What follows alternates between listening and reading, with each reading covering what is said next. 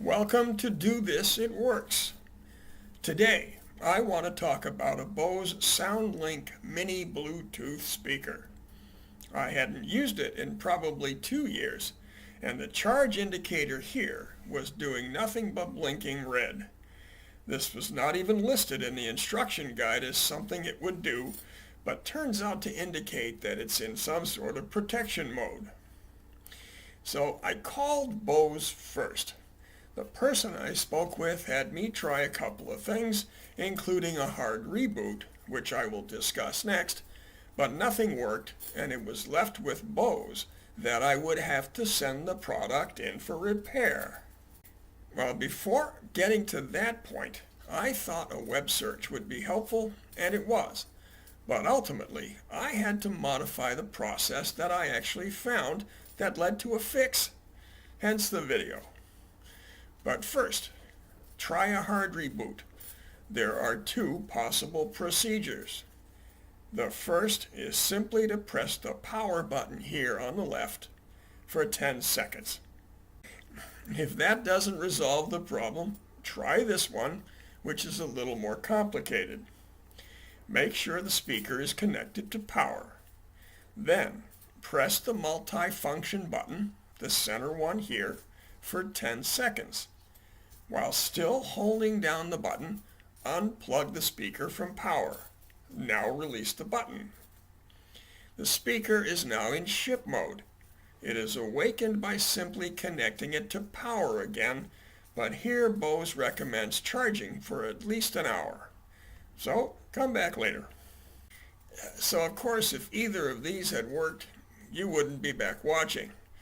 So here's what I found, and it was at ifixit.com, and the URL is below. Follow the instructions shown. Plug the USB cable into your computer and go to btubose.com. Use the original cable that came with the speaker. Download and launch the software. It comes up automatically.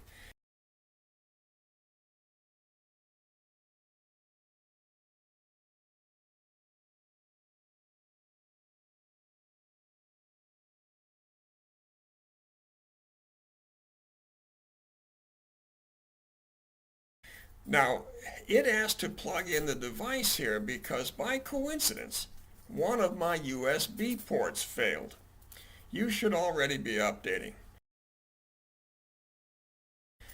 I swapped the cable, and off we go.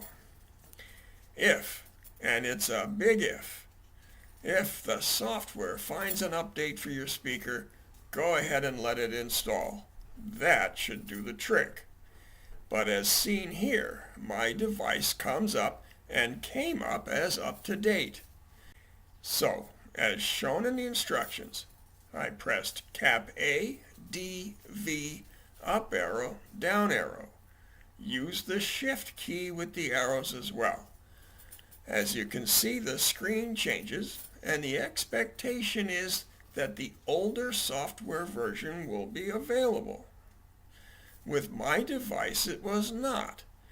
If you see a different version, go ahead and install it as instructed at iFixit. You can upgrade the firmware afterwards. This should do the trick. But again, that firmware may simply be expired and not showing at all, as you see here.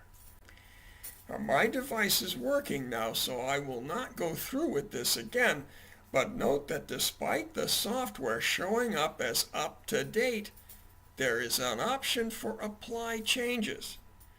I clicked this, and the new firmware downloaded and installed, even though it was supposedly up to date. This is what fixed my device and may fix yours. And that's that. For more useful household tips, processes, and products, look for more videos from us here on YouTube or subscribe to this channel. And be sure to check the link at the lower left to our sister automotive channel.